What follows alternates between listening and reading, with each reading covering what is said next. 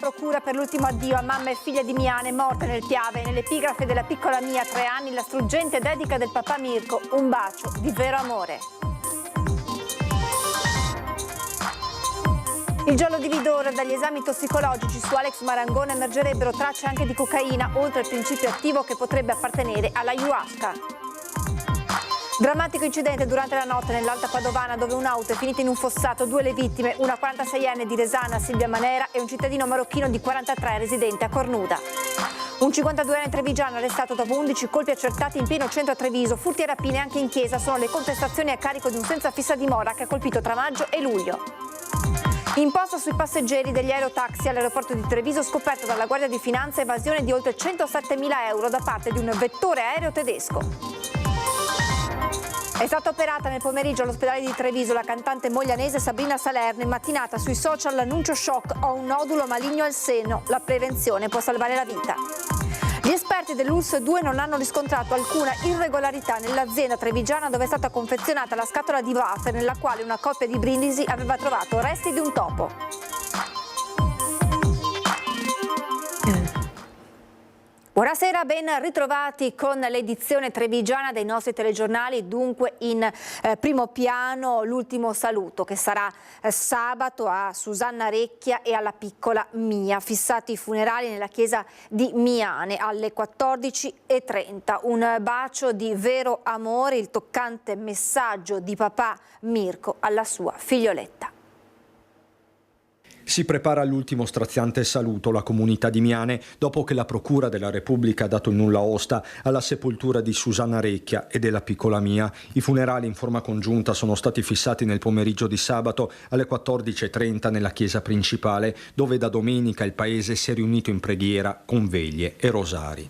Tu sei benedetta fra le donne, benedetto il frutto del grembo tuo. Un bacio di vero amore, il messaggio del papà di Mia, Mirko De Osti, poche parole, quelle nell'epigrafe, per un legame profondo, spezzato nella maniera più tragica. Nelle prossime ore, conferma il sindaco Moreno Guizzo, il comune deciderà se proclamare anche il lutto cittadino. Di sicuro dovrà provvedere all'organizzazione del funerale in sicurezza. È previsto un grosso afflusso di persone. Sono in tanti, infatti, a conoscere i familiari. La stessa Susanna, pur riservata, era molto presente in parrocchia e ben voluta. Il via libera alle esequie è arrivato a poche ore dall'ispezione cadaverica sui corpi di madre e figlia, che ha confermato la morte per annegamento nelle acque del Piave. Nessun altro esame è stato disposto. L'obiettivo della procura era escludere eventi accidentali come cadute o il coinvolgimento di terze persone in quello che fin dalla prima ora è apparso come un omicidio-suicidio. La 45enne si sarebbe fatta scivolare nel Piave con la piccola Mia,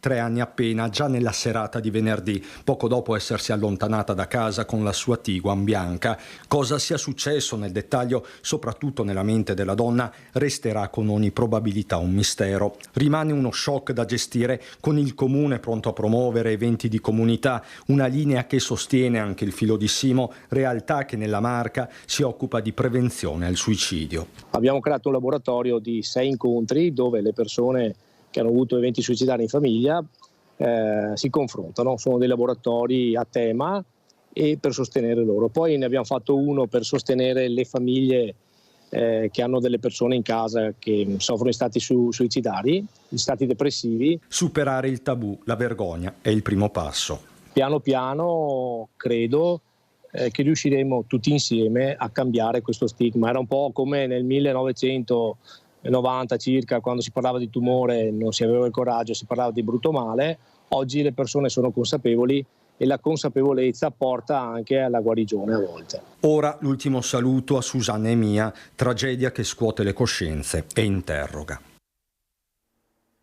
E saranno celebrati domani pomeriggio alle 16 nella chiesa di Pozzetto a Cittadella i funerali di Helen Comin, la 50enne morta nei giorni scorsi all'ospedale di Castelfranco Veneto in seguito ad un'operazione di chirurgia estetica a cui si era sottoposta in una clinica privata sempre del centro castellano.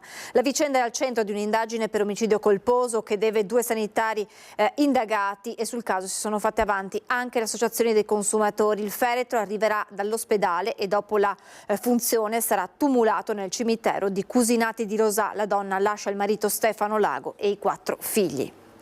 E adesso il giallo di Vidor. Dagli esami tossicologici su Alex Marangon emergerebbero tracce anche di cocaina, oltre al principio attivo che potrebbe appartenere all'ayahuasca. Si aggiunge un tassello a quello che ormai è stato definito il giallo di Vidor. La morte di Alex Marangon rimane per ora avvolta nel mistero. Il barista 25enne è stato trovato privo di vita sul Piave dopo aver partecipato ad un rito sciamanico nell'abbazia di Vidor. Oltre ad un principio attivo che potrebbe appartenere all'ayahuasca, dagli esami tossicologici sui tessuti e sul sangue emergerebbero tracce di cocaina. In quale momento Alex avrebbe assunto le sostanze, questo è ancora da stabilire. Si attendono i risultati ufficiali che potrebbero però modificare e integrare il capo d'accusa. Tanti punti interrogativi su quella maledetta sera tra il 29 e il 30 giugno. Alex poco prima aveva inviato ad un amico un messaggio nel quale gli raccontava di essersi recato a Vidor per partecipare ad un rito in cui, secondo quanto da lui scritto, avrebbero dovuto far uso di una porzione di ayahuasca. Il giovane quella notte si è allontanato dalla cerimonia in stato di shock dopo aver assunto delle sostanze, poi è scomparso nel nulla. Per 3 ore gli altri partecipanti lo avrebbero cercato, poi hanno dato l'allarme. Alex è stato trovato morto a Ciano del Montello 2 giorni dopo. Sono scattate così le indagini dei carabinieri che hanno raccolto le versioni dei partecipanti al rito sciamanico, testimonianze che, se accertata l'assunzione di sostanze psicotrope, potrebbero non essere del tutto attendibili. Dei curanderi che si sono allontanati da Vidor poco dopo, nessuna traccia e nessuna dichiarazione, nulla è arrivato in procura, nessuna memoria. E sono stati fissati per venerdì pomeriggio alle 15:30 a Pagnano d'Asolo i funerali di Alessandra Gallina, la 57enne trovata senza vita in un canale venerdì scorso proprio ad Asolo in via Carreggiate. La donna era scomparsa senza lasciare tracce 2 giorni prima ed erano per questo scattate le ricerche fino al drammatico ritrovamento venerdì nella chiesa del suo paese d'origine. L'ultimo saluto. Drammatico incidente durante la notte nell'Alta Padovana, dove un'auto è uscita di strada e 2 trevigiani, un uomo e una donna, hanno perso la vita. È avvenuto lungo la strada che collega Loreggia a Campo San Piero. Probabilmente, secondo i primi rilievi, sono morti sul colpo. Tragica fine per 2 trevigiani che si sono scontrati con l'auto contro il muretto di un'abitazione, finendo in un canale di scolo che corre a lato di via Soligo, a Rustega, Alta Padovana, la strada che collega Campo San Piero con Loreggia.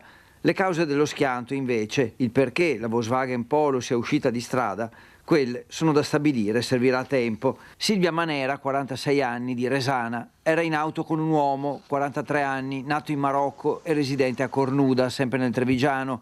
A dare l'allarme, notando l'auto mezza rovesciata nel fosso, un giovane che abita in zona e che passava di lì andando al lavoro.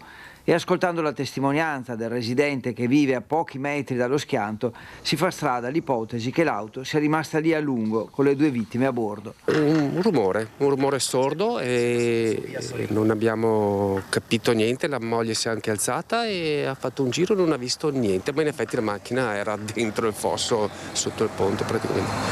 Il cane non è neanche abbaiato. E siamo andati a letto, non sapevamo l'ora perché ho sentito anch'io questo rumore, però avevo percezione verso l'una, non so perché, dopo ho scoperto che era proprio 00:30 l'una e basta. E dopo ho visto qualcosa ma sono andato via. Chi è che avrà dato l'allarme allora? Penso un ragazzo che sia passato alle 5 per andare a lavoro, ha visto la macchina e ha chiamato chi doveva chiamare. Quindi probabilmente la macchina è rimasta lì un bel po'. Quindi ci sentiamo non colpevoli, però cioè se potevamo fare qualcosa, però vabbè. Sul posto i carabinieri che hanno bloccato il traffico e eseguito i rilievi e i vigili del fuoco del distaccamento volontario di Borgoricco che hanno estratto la coppia dall'abitacolo. Purtroppo, nonostante i soccorsi sanitari, il medico del SUEM ha dovuto dichiarare la morte della coppia, troppo gravi le ferite riportate. E a proposito di sicurezza sulle strade, l'associazione Alt Velox, che in questi mesi ha denunciato in tutta Italia sindaci e prefetti per la vicenda degli autovelox in funzione ma non omologati, tra i sindaci denunciati anche quello di Treviso, Mario Conte. Ecco, da parte dell'associazione Alt Velox è arrivata una nuova denuncia querela nei confronti del primo cittadino di Treviso in merito alle dichiarazioni che ha rilasciato che la stessa associazione ritiene offensive nei loro confronti. Appunto è stata presentata questa denuncia, spinti, dicono, dalle dichiarazioni pubbliche molto offensive e irrispettose verso il denunciante e l'associazione Alt Velox. 52enne trevigiano arrestato dopo 11 colpi accertati in pieno centro a Treviso, furti, rapine anche in chiesa e ogni genere di violenza a carico di un senza fissa dimora che ha colpito tra maggio e luglio. Agiva con grande spregiudicatezza, spesso alle spalle, avvicinando le vittime alle spalle, ma non ha neanche perso l'occasione per andare a confronto vis-à-vis con le vittime. Una lunga serie di rapine, furti e violenze di ogni genere, definiti dal giudice scorribande criminali, messe a segno tra maggio e luglio 2024 in pieno centro a Treviso. Protagonista un 52enne trevigiano senza fissa dimora che agiva a volto scoperto in pieno giorno e che operava con l'unico fine di procurarsi del denaro, identificato attraverso un lavoro certosino. Grazie alla collaborazione di tutte le forze dell'ordine, è stato arrestato dai carabinieri il 15 settembre scorso. Oltre alla ricostruzione fotografica e delle videocamere di sorveglianza, il criminale era riconoscibile anche perché leggermente claudicante. In una circostanza ha addirittura sferrato un pugno al volto, causando ad un uomo una prognosi di 30 giorni, con rottura dello zigomo. In un'altra ha aggredito un uomo con una spranga di ferro, poi ha rubato in esercizi commerciali, ma anche al Museo Salce e perfino in 2 chiese, quella di Santa Lucia in piazza San Vito e quella dei Padri Carmelitani Scalzi. Ha colpito ben 2 volte in chiesa, certamente 2, in un'occasione ha rubato i soldi dell'offertorio, in un'altra occasione invece ha rubato il portamonete contenuto all'interno di una borsa di una fedele che si trovava in quel momento in chiesa. È stato in questa ultima circostanza rincorso sia dalla signora che da altri 2 ragazzi presenti in chiesa che sono riusciti a recuperare il maltolto e restituirlo alla signora. Ora l'uomo è stato assicurato alla giustizia ed è in carcere a Santabona e sarà processato per rapina, lesioni e furto aggravato. Gli episodi che sono stati commessi sono episodi che sono stati connotati da particolare violenza, quindi l'intervento è stato tempestivo anche per frenare questo tipo di comportamento che potrebbe essere trasceso in altri episodi più gravi ancora. E anche il sindaco Mario Conte ha voluto commentare l'arresto del 50enne trevigiano, facendo anche un applauso alle forze dell'ordine e chiedendo certezza della pena. Ringrazio l'Arma dei Carabinieri, ringrazio la Questura di Treviso e ringrazio la nostra Polizia Locale che anche in questa operazione è stata fondamentale con il suo supporto, però credo che il segnale più bello che le istituzioni danno è che lavoriamo per prevenire, ma qualora dovesse succedere qualcosa poi le istituzioni rispondono presenti e nel giro di poco tempo, attraverso delle indagini, attraverso le videocamere di sorveglianza, attraverso la presenza delle forze dell'ordine si riescono a dare anche risposte concrete da un punto di vista della sicurezza.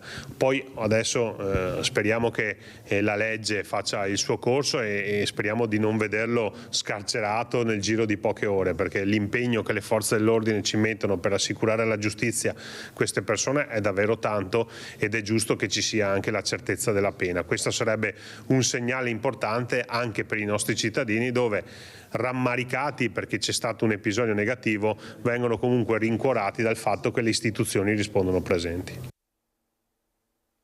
Una baby gang di minorenni accerchia e ruba 20 euro e le scarpe Air Jordan che indossava ad un coetaneo. È accaduto ad inizio settembre a Castelfranco in pieno centro di pomeriggio. Secondo i carabinieri il gruppetto di giovanissimi avrebbe individuato la vittima passeggiando casualmente, poi l'avrebbe accerchiata e con ripetute minacce verbali si sarebbe fatta consegnare denaro e scarpe.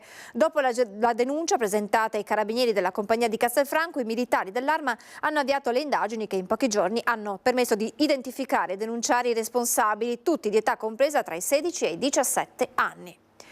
Piede sotto la pressa, un 56enne di San Fiore è rimasto gravemente ferito questa mattina intorno alle 11 mentre lavorava in un'azienda metalmeccanica di Via delle Industrie a Salgareda. Nella Marca l'ennesimo incidente sul lavoro di questa settimana dopo il malore per inalazioni di resina che ha colpito un 69enne ariese.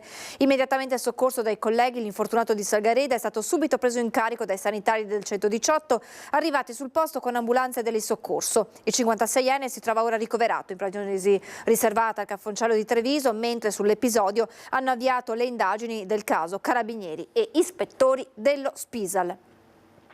Imposta sui passeggeri degli aerotaxi al Canova di Treviso, evasi oltre 107.000 euro da un vettore aereo tedesco, operazione che rientra nell'ambito dei controlli effettuati dalle Fiamme Gialle trevigiane negli ultimi 7 anni su più vettori aerei stranieri, che ha fatto tornare allo Stato oltre 150.000 euro. 318 voli aerotaxi trasportando 1053 passeggeri senza aver provveduto al pagamento dell'imposta sui voli aerotaxi. Oltre 107.000 euro di evasione dell'imposta sui passeggeri degli aerotaxi al Canova, quelli del vettore aereo tedesco individuato dalla Guardia di Finanza di Treviso tra il 2018 e il 2022. Imposta dovuta per i voli a noleggio introdotta dal governo Monti, secondo cui i vettori che si occupano di noleggio voli sono tenuti a corrispondere per ogni passeggero 100 euro per le tratte inferiori ai 1.500 km e 200 per tratte più lunghe. Questa nostra nuova attività di controllo fa seguito ad altre 3 precedenti azioni ispettive che hanno permesso complessivamente di accertare un'evasione di imposta pari a 500.000 euro da parte di 254 vettori aerei. Sono più di 5.000 i passeggeri cosiddetti fantasma che dal 2017 al 2023 hanno transitato per lo scalo di San Giuseppe su oltre 1.400 voli a noleggio. Tutte queste nostre attività ispettive hanno consentito il recupero di 150.000 euro tornati dunque nelle casse dello Stato. Ha partecipato ad una rissa nel cuore di Treviso in via Roma, ma il 46enne pluripregiudicato era sottoposto alla misura della sorveglianza speciale con l'obbligo di soggiornare in altro comune, nonché della misura cautelare del divieto di dimora nel comune di Treviso, applicata nell'ambito di un procedimento penale che vede l'uomo indagato per resistenza e lesioni a pubblico ufficiale. Le volanti della polizia, assieme ai militari dell'operazione Strade, sono intervenuti per sedare la rissa tra 3 persone, tutti identificati. Il 46enne è stato però fermato e arrestato in flagranza di reato e messo a disposizione dell'autorità giudiziaria. È stata operata nel pomeriggio all'ospedale Caffoncello di Treviso Sabrina Salerno per un nodulo maligno al seno. È stata lei stessa a raccontarlo in un post sui social, ribadendo l'importanza della prevenzione. Ci siamo, tra poche ore entrerò in sala operatoria per un intervento al seno a causa di un nodulo maligno. Come ogni anno a luglio ho fatto la mammografia. Sono stati mesi accompagnati da tanta paura, ansia, malinconia, ma soprattutto tanta speranza e voglia di reagire. La prevenzione e la diagnosi precoce può salvarci la vita. Scrive così in un post sui social Sabrina Salerno, accanto una sua foto in una camera dell'ospedale Caffoncello di Treviso, la flebo al braccio, nello sguardo il momento difficile che lei, come tante donne, sta affrontando. Ogni anno in Italia si registrano 55.000 nuovi casi di carcinoma alla mammella, 5.500 in Veneto, 1 migliaio a Treviso. È fondamentale, spiega Alessandro Gava, presidente Lilt Treviso, che le donne in età di screening dai 50 ai 75 anni si sottopongano periodicamente a mammografia, ma un 20% dei tumori si sviluppa in donne al di sotto dei 50 anni. Da qui diventa quanto mai importante la decisione della Regione Veneto. Dal 2025 l'età sarà effettivamente abbassata nel Veneto a 45 anni ed è opportuno anche che tutte le donne, magari dai 30 anni in poi, comincino a fare un progetto di prevenzione che deve essere, noi diciamo, personalizzato. Intanto la Lilt è pronta per l'Ottobre in Rosa con una serie di iniziative per sensibilizzare le donne sull'importanza della prevenzione e della diagnosi precoce che, come ha scritto Sabrina Salerno nel suo post, possono salvare la vita. Proprio grazie all'alta adesione delle donne alle campagne di screening noi possiamo diagnosticare la gran parte dei tumori in stadio iniziale, il che significa avere chance di guarigione intorno al 90% e quindi è fondamentale che tutte le donne riescano a capire l'importanza di fare prevenzione. E in serata Sabrina Salerno ha pubblicato una storia sul suo profilo Instagram subito dopo l'intervento. Sentiamo che cosa ha raccontato. Sto bene, l'operazione è andata bene e mi dispiace non poter rispondere a tutti. Ho anche i social che sono andati in tilt, non vedo più i messaggi e quindi però vorrei veramente ringraziarvi di cuore tutti. Grazie. Gli esperti dell'ULSS 2 non hanno riscontrato alcuna irregolarità nell'azienda trevigiana dove è stata confezionata la scatola di wafer nella quale una coppia di Brindisi aveva trovato resti di un topo.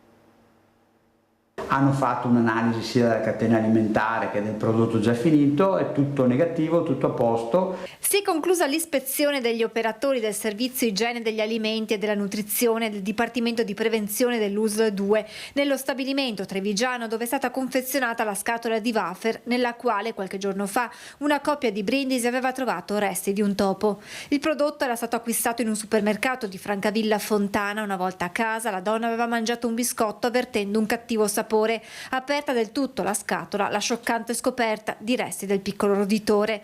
La donna si è sentita male, immediatamente sono stati avvertiti ULSS e centro antiveleni. La coppia ha sporto denuncia ai carabinieri. I resti dell'animale sono stati inviati all'istituto zooprofilattico che ha accertato che si trattava di un topo comune. Immediatamente sono scattati i controlli, prima nel negozio dove la scatola era stata acquistata senza riscontrare alcune irregolarità. Da qui le verifiche si sono spostate nell'azienda trevigiana dove gli esperti dell'ULSS 2 non hanno rilevato nulla fuori norma. Gli utenti trevigiani possono essere tranquilli che non c'è nessun pericolo di nessun tipo. La politica, il ministro Raffaele Fitto diventa vicepresidente esecutivo della Commissione europea. Il ritratto di Gloria Sernagiotto, il cui papà Remo, consigliere regionale veneto ed europarlamentare, lo conosceva molto bene. Loro si sono conosciuti quando sono stati eletti nel 2014 al Parlamento europeo, erano entrambi nel Partito Popolare Europeo e un anno dopo hanno deciso di lasciare il PPE per aderire ai conservatori. Una scelta che allora fu vista come coraggiosa, quasi un po' così azzardata e che invece oggi si rivela assolutamente vincente e pertanto credo che oggi siamo in tanti a festeggiare, anche mio padre che sicuramente, anche se non è qui, sono certa che è molto felice di questo risultato. Un'amicizia nata a Bruxelles, proseguita poi in Italia, un uomo che in casa Sernagiotto ha dimostrato tutte le buone qualità che anche gli avversari politici riconoscono all'esponente di Fratelli d'Italia. Raffaele è una persona meravigliosa, di grande spessore umano e politico, ha un profondo amore per l'Italia e per l'Europa, una grande conoscenza delle istituzioni europee, è stato un grande ministro del PNRR e questo da un lato ci dispiace perché lo perdiamo in Italia, ma lo mandiamo ad assumere un ruolo di centralità in Europa con questo riconoscimento che ci è stato dato, che torna a vedere l'Italia protagonista in Europa e il ruolo di vicecommissario esecutivo con deleghe tra l'altro molto importanti alle riforme e alla coesione dimostra che siamo considerati in Europa anche e soprattutto perché abbiamo gente come Raffaele preparata, competente, con grande senso delle istituzioni. Gloria gli ha mandato anche gli auguri personali in virtù della grande e profonda amicizia che li lega, ma la cosa più importante in questo periodo di scandali italiani ai vertici di governo è l'integrità del ministro. Io conosco molto bene anche la sua famiglia, la moglie Adriana, i suoi figli, sono una famiglia meravigliosa e Raffaele ha grandi valori prima di tutto sui quali ha sempre incentrato la sua vita privata, professionale e pertanto da questo punto di vista mi sento assolutamente sicura che continuerà a lavorare in questa maniera. E chi prenderà il posto di Fitto nel Consiglio dei Ministri? Questa è una domanda a cui io non so rispondere, credo che sarà difficile anche per la nostra Premier trovare un sostituto adeguato proprio perché Raffaele veniva da un'esperienza in Europa in cui aveva costruito anche relazioni importanti e appunto anche una profonda conoscenza del PNRR e di tutte le tematiche europee, ma sono sicura che nella nostra classe dirigente saremo in grado di individuare una persona altrettanto preparata che potrà portare avanti il grande lavoro fatto da Raffaele. Digitalizzazione degli archivi per accelerare e semplificare le pratiche dell'edilizia privata, l'accordo tra Comune e Camera di Commercio di Treviso Belluno. Intanto, entro fine anno, il progetto definitivo per la riqualificazione della nuova sede dell'ente camerale di Piazza Borsa. Le pratiche stanno andando avanti, adesso tra pochi giorni ci sarà la seconda convocazione della conferenza dei servizi e quindi siamo sulla buona strada. Purtroppo ci sono dei tempi burocratici che dobbiamo anche noi subire. Io spero entro fine anno di poter presentare il progetto definitivo. Quasi al termine del lungo iter burocratico e vicini al via definitivo ai lavori. Procede spedita la tanto attesa riqualificazione della sede della Camera di Commercio di Treviso. Significa andare a riqualificare un quadrante di città, quello di Piazza Borsa, via Fiumicelli e i giardini di Sant'Andrea, che nel tempo era stato un po' etichettato come un luogo così poco sicuro. Notizia che arriva al termine dell'incontro a Casugana per la firma dell'accordo tra Comune e Camera di Commercio per accelerare e semplificare le pratiche dell'edilizia privata attraverso la digitalizzazione delle pratiche e l'implementazione digitale del modulo dello sportello unico per le attività produttive. È una convenzione che noi abbiamo dal 2012, oggi si incrementa con questo nuovo servizio che diamo, ne fruiscono ovviamente i comuni aderenti al SUAP, purtroppo per la provincia di Treviso sono solo 27, tutti i comuni della provincia di Belluno aderiscono al SUAP. Digitalizzare 170.000 pratiche significa riuscire a ridurre i tempi d'attesa per un accesso a atti da 90 giorni a qualche ora. Questo è fondamentale per una pubblica amministrazione moderna ed è quello che con il protocollo di oggi abbiamo dato inizio. Ci fermiamo per qualche istante di pubblicità, tra poco.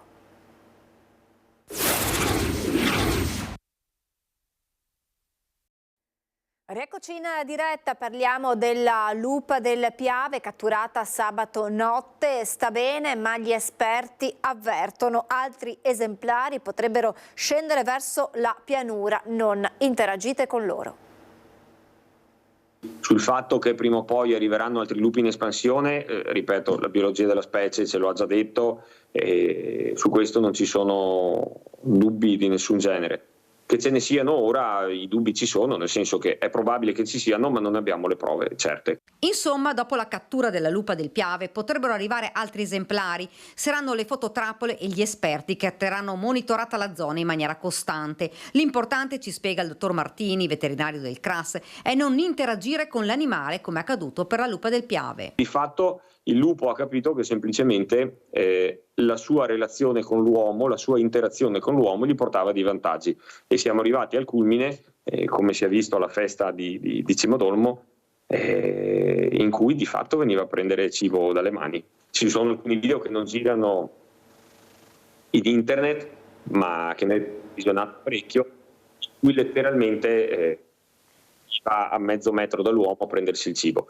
E questa però, ripeto, è una situazione di estrema pericolosità, perché nel momento in cui l'uomo fa una mossa sbagliata o nel momento in cui c'è un fattore scatenante esterno può crearsi una situazione di pericolo. Ripeto, e per il lupo e per le persone. La lupa, definita confidente, sta bene, sottoposta ad accertamenti ed esami, ora è pronta per essere ricollocata in una zona sicura e protetta, ma non sarà reintrodotta in natura.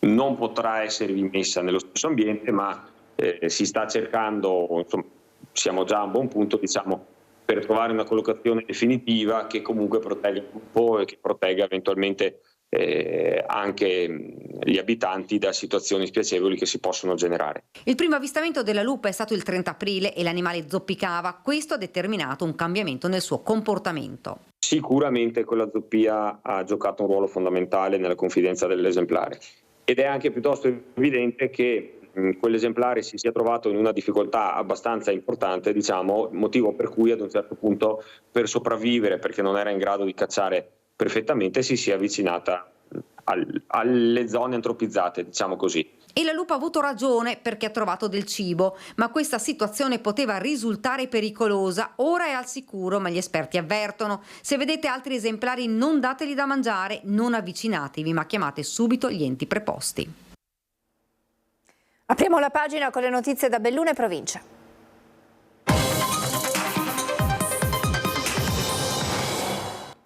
Riaperta la strada del passo della Forcella Lavadette che collega Friuli e Veneto, alla presenza dell'assessore Riccardi.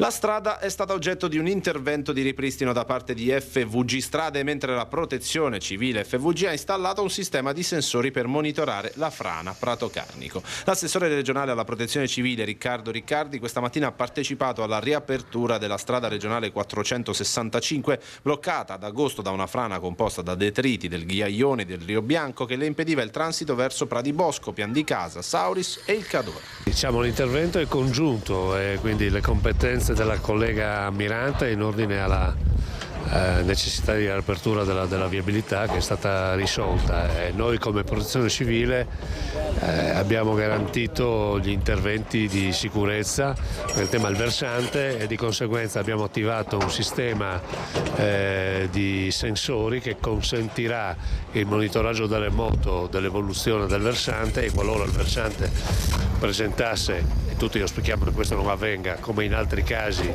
dove la nostra sala operativa poi è collegata al sistema, di bloccare il traffico con dei semafori che vengono attivati nella misura in cui il sensore possa rilevare dei movimenti. Quindi un intervento come avevamo definito anche con gli amministratori locali che oggi consente la definitiva apertura della strada nei tempi che ci eravamo dati. Un nome che in realtà non li rappresenta, se non parzialmente, perché quello che fanno è molto di più di quello che il nome direbbe. Parliamo dei Vigili del Fuoco che oggi a Belluno hanno ricevuto ospiti illustri. Tutti schierati di fronte a quell'11 che tra i Vigili del Fuoco rappresenta Belluno, in un ordine alfabetico che non comprende le nuove province, ma in cui ci sono ancora i territori dell'Istria e della Dalmazia. A fare visita ai vigili bellunesi il sottosegretario agli interni Emanuele Prisco e il capo del Corpo Nazionale. Una giornata non facile per il Corpo Nazionale, un'altra vittima in provincia di Foggia tra il personale del Corpo Nazionale. Siamo venuti a verificare, a vedere lo stato del comando, insomma un comando di eccellenza per qualità degli uomini, per sedi, per quantità di sedi, una collaborazione aperta tra personale permanente e volontario, insomma una delle tante eccellenze del Corpo Nazionale. Voglio ringraziare per quello che fanno queste donne e questi uomini ogni giorno al servizio della nazione e dei cittadini. Noi ci teniamo a andare sul territorio per conoscere la realtà locale, ma soprattutto per acquisire spunti e nuove energie per portare avanti il nostro lavoro, che è quello di migliorare sempre l'efficienza del Corpo Nazionale. Questo per dare un soccorso tecnico urgente ai cittadini che sia all'altezza delle aspettative. Sullo sfondo, inteso in senso lato, il rinnovo del contratto e il relativo adeguamento delle retribuzioni. Siamo in un passaggio contrattuale importante, il governo ci sta assistendo, ci sta guidando verso questo nuovo lido, dove approdare. Stiamo facendo un'opera di valorizzazione di questo straordinario colpo dello Stato amato dai cittadini, con un potenziamento degli organici, con un ricambio dei mezzi per dargli i mezzi più sicuri per operare e più efficienti nell'interesse ovviamente del soccorso per i cittadini. Sedi, non c'è bisogno a Belluno che è una sede bellissima, però più idonee per formarsi. Stiamo lavorando per il rinnovo del contratto, stiamo lavorando a una riforma dell'ordinamento epocale e storica, cerchiamo di raccontare umilmente la straordinarietà di queste donne e di questi uomini. Continua il cantiere al Liti Segato inserito negli interventi PNRR sulle scuole superiori della provincia. Nei giorni scorsi è cominciata la demolizione della porzione di edificio che si affaccia su Piazza Piloni. Per procedere con lo smantellamento del resto, all'inizio della prossima settimana verrà chiuso al traffico sia veicolare che pedonale un tratto di via Jacopo Tasso. Contestualmente cambierà il traffico in Piazza Piloni. La piazza cambierà quindi viabilità dalle 7 di lunedì prossimo alle 19 del giorno successivo. Sarà in vigore il divieto di circolazione nel tratto compreso tra l'incrocio con via Caffi e Piazza Piloni, con ingresso possibile da via Flavio Stilio e da via D'Inca. È a nastro di partenza la terza edizione di Io Gioco Festival, che si svolgerà dal 25 al 29 settembre alla Casa delle Arti, spazio ex caserma Piave a Belluno. Un festival intergenerazionale e multiculturale dedicato al tema del gioco e del mettersi in gioco. Il Festival del fare e del partecipare per crescere e stare dentro le cose attraverso il gioco, diritto insindacabile e inviolabile di ogni bambino. Io Gioco Festival torna per il 3° anno per ricordarci quanto sia importante volgere lo sguardo altrove, ad altri mondi spesso meno fortunati del nostro. La coprogettazione con i giovani e la rinnovata sinergia fra Insieme si può, Tibbe e Andrea Caldarte, curatrice della mostra fotografica Questa è la mia terra, che è il nucleo del festival, fanno di Io Gioco un evento di esplorazioni. Io Gioco è una manifestazione unica nel nostro territorio perché è un festival con delle caratteristiche multidisciplinari, multiculturali e multigenerazionali, o meglio intergenerazionali, che propone tantissime attività. La Casa delle Arti allo spazio ex Caserma Piave a Belluno, il luogo dove si dipaneranno cultura, spettacolo, laboratori e veri e propri spazi di gioco liberi per bambini, famiglie e pubblico. Stamattina la nuova edizione del festival è stata presentata a Palazzo Rosso dall'assessore alla cultura Raffaele Damiano, che ha parlato del gioco come strumento di relazione, di apprendimento, diritto alla socialità, alla felicità, alla verità, come la verità che si cela dietro al turismo in Thailandia, paese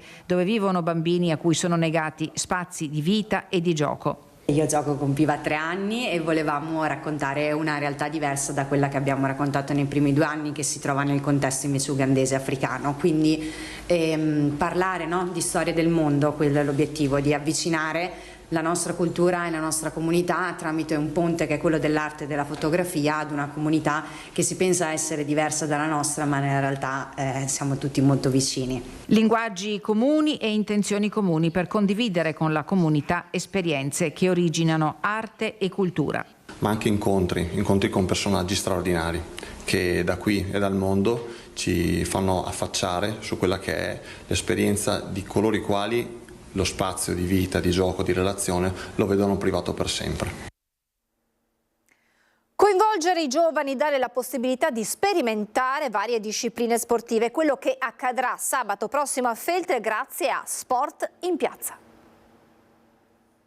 La prossima edizione di Sport in Piazza a Feltre sarà una grande festa nel segno dello spirito olimpico, tanto che la manifestazione è stata scelta dalla delegazione di Belluno del Comitato Olimpico come evento provinciale del Festival per lo Sport Veneto, manifestazione promossa dalla Regione Veneto e dal CONI regionale nell'ambito delle iniziative conseguenti all'assegnazione al Veneto del titolo di Regione Europea dello Sport 2024. Feltre è una location in cui fare sport, fare volontariato, dare spazio alle associazioni è assolutamente un posto molto adatto. Abbiamo subito instaurato una collaborazione importante, sono mesi che stiamo lavorando a questa unione tra Sport in Piazza di Feltre e il Festival dello Sport Veneto. Sono degli eventi che il CONI sta mettendo in atto in tutte le province venete. Nella provincia di Belluno la location che è stata individuata per il 2024 è il comune di Feltre. La scelta del CONI Belluno è caduta sul comune di Feltre, premiando la spiccata vocazione sportiva del suo territorio e la indiscutibile bellezza del centro storico.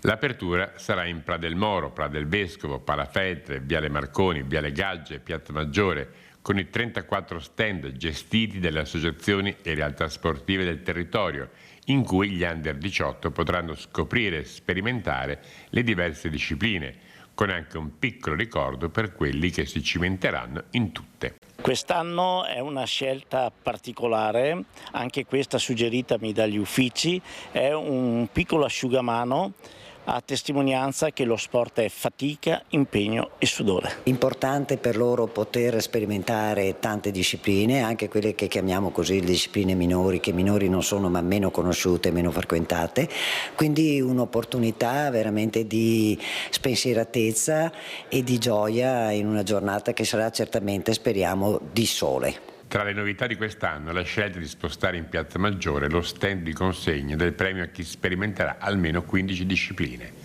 Sabato prossimo, per rendere possibile tutto questo, saranno complessivamente oltre un centinaio i volontari coinvolti. Ed è tutto per questa edizione, ora la sigla e poi le previsioni del tempo. Grazie per averci seguito, buona serata.